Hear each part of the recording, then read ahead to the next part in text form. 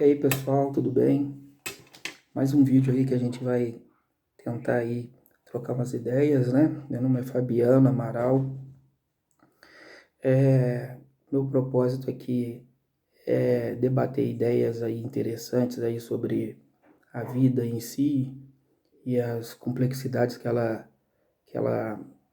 decorrem dela, né? E isso é um tema que enseja ramificações para várias outras áreas aí que a gente pode explorar bem. Eu já fiz 3 outros vídeos, né? E foram temas mais pesados, temas que eu tive que gastar um tempo maior, porque eu tive que explicar, fazer um preâmbulo para entender, né? Para as pessoas entenderem. Então eu acredito que esse vai ser um vídeo menor em relação a um tema que está sendo bastante difundido aí na comunidade aí científica aí, que é o da teoria do design inteligente. Muita gente tem me pedido para falar sobre isso, né? E o que se trata essa teoria do design inteligente?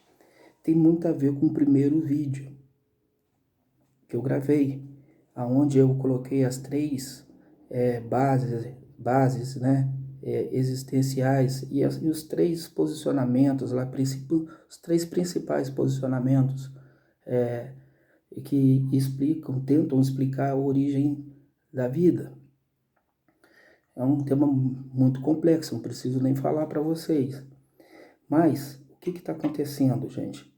Está acontecendo, vamos recapitular só um pouquinho lá do primeiro vídeo. Existe aquela teoria, pelo menos adotada pela maioria dos cientistas ateus, que a vida não teve ninguém, não foi pensada. A vida não teve ninguém por trás elaborando, arquitetando a vida em si. Ela se deu de forma aleatória, por acaso.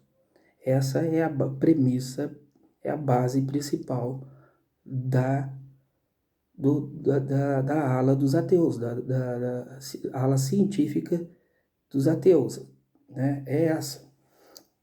E na contramão disso daí, na outra extremidade, tem a teoria de que a vida se deu através da criação de Deus, uma mente superior, tão superior, uma mente suprema, que a gente não alcança, e que criou a vida e todas as suas complexidades.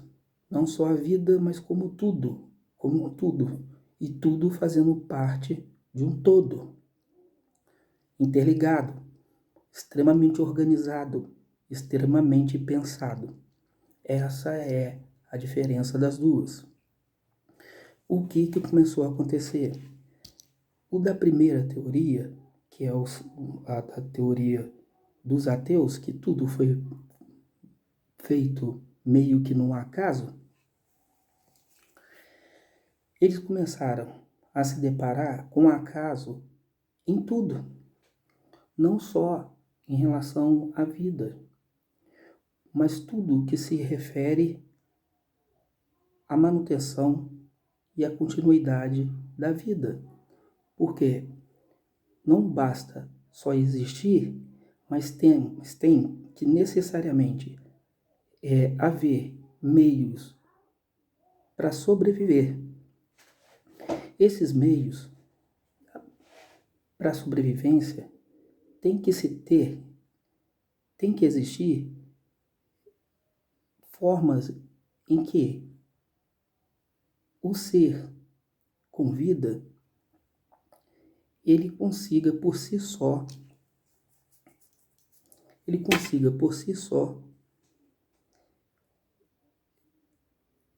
se manter vivo. Para isso precisa de alimentação, para isso precisa de uma série de estrutura que leve ele a alimentação que vai mantê-lo vivo, seja, eu estou falando, o ser, seja de que forma for, sei lá, pode ser uma ameba que pode ter surgido primeiro, né? Então você vê que não basta ter sua vida. Hoje, passando para hoje, nós sermos viventes, seres humanos, nós nos alimentamos. Nós temos que ter meios para chegar até o alimento. Nós temos que ter meios de buscar recursos para nos manter vivos. Nós temos que nos manter, buscar meios para nos curar de determinadas enfermidades. Isso tudo é encontrado, conforme eu expliquei no segundo vídeo, a maioria das coisas, para não dizer 100% das coisas, na natureza. Então, essa corrente de ateus começaram a chamar essas várias circunstâncias que envolvem a vida em si de acaso. Começaram a chamar de acaso a forma com que o ser vivo busca o seu alimento. Começaram a chamar, por acaso, o alimento que vai dar base para o ser vivo se manter. Começaram a chamar, por acaso, a perpetuação da vida através da procriação e da divisão dos vários meios de vida que nós temos no nosso planeta, no fundo do mar, na terra, na crosta terrestre, no ar. Vida para todos os lados e temos que ter circunstâncias para manter essa vida para todos os lados. Com isso, foi gerado um boom de acasos para a comunidade ateia. Para eles não ficarem nessa questão de acaso para tudo, classificação de acaso para tudo, eles acharam por bem uma espécie de reconhecimento, que na minha opinião particular, já é uma forma deles começarem a ceder à ideia de que há uma mente superior, criadora de tudo. Por quê?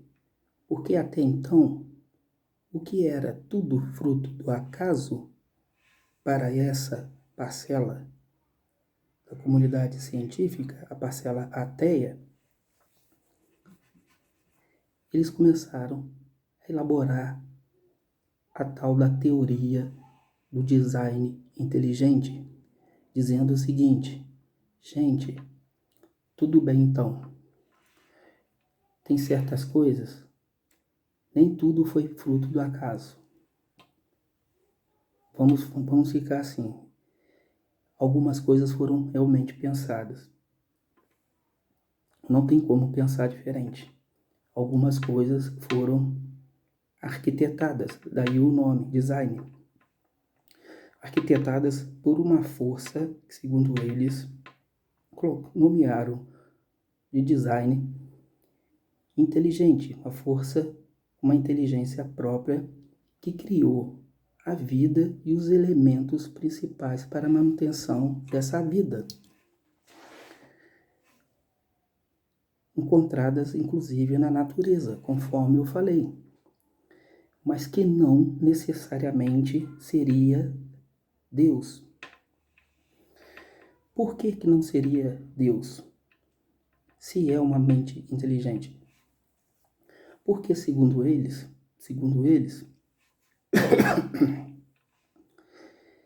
essa não seria sequer uma pessoa, seria totalmente impessoal. esse suposto design, ele não se importaria conosco, ele não nos ouviria e ele não nos atenderia, pouco importando orações, rezas, súplicas, pedidos. Nada disso teria sentido, segundo essa corrente, porque para esse design pouco interessa. O que ele deveria ter feito, ele já fez, que foi a elaboração da vida e os recursos para que nós, outras mentes posteriores a dele e inferior, logicamente, pudéssemos continuar dando prosseguimento à vida. E daí acaba-se a função, se exaure a função dele e não interfere em mais nada. Isso não entra no conceito de Deus, que é inteiramente pessoal. Para os cristãos, tão pessoal que Deus se fez humano, se fez carne. Jesus Cristo veio para nos salvar. Olha o grau de proximidade com a relação humana, um Deus que é humano. Mas para essa comunidade, isso não é assim. Por quê? Para eles, o que interessa são bases objetivas, são bases científicas. Repito, dada a avalanche de acasos, eles começaram a criar essa estranha figura intermediária, na minha opinião, entre Deus e os homens, entenderam? E colocaram um nome fictício de design inteligente,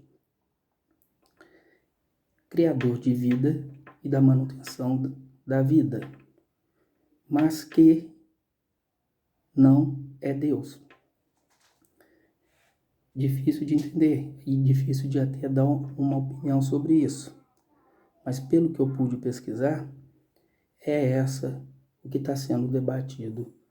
É essa questão que está sendo debatida aí nos veículos aí principais de comunicação, de mídia, acessadas por pessoas que têm interesse nesse tipo de assunto. Com isso, vou fechar esse vídeo e vou começar o outro. Esse vídeo vai ficar mais curto.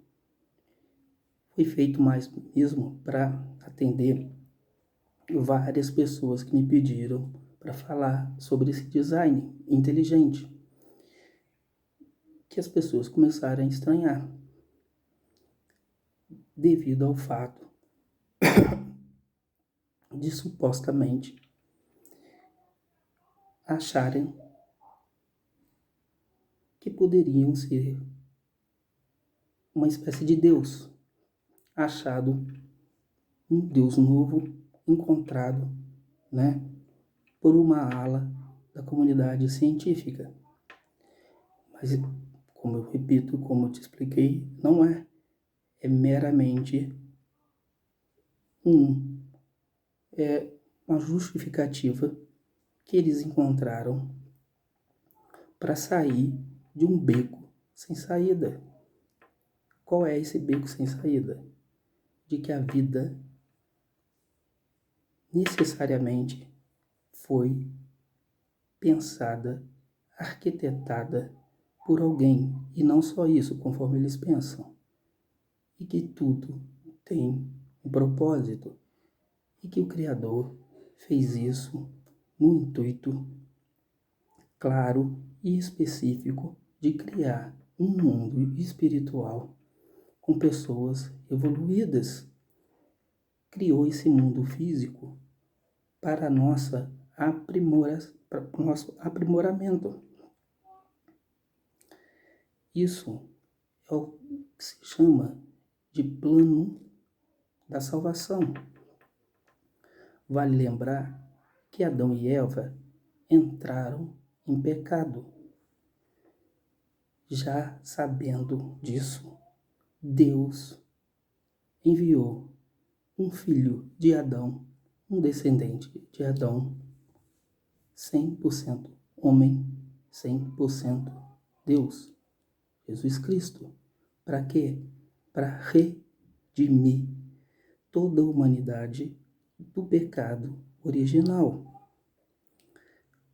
Pecado esse que Jesus pagou na cruz, recuperando o nosso direito de estarmos na presença de Deus. Por isso que nós dizemos que somos justificados na presença de Deus. Por que justificados? Por quê? Porque Jesus justificou essa presença, pagando com o sangue dele. Tá bom, pessoal? Eu vou ficar agora por aqui, fazer um vídeo mais curto. Espero que vocês tenham gostado. Espero que as pessoas que se depararam com essa questão tenham entendido um pouco mais, eu tenha contribuído para isso. E vamos nos encontrar agora no próximo vídeo, que eu vou falar muita coisa relacionada à vida, né? Nunca fugindo desse tema da vida, as angústias da vida e um relato pessoal meu em relação a tudo isso, tá bom? Nos encontramos lá.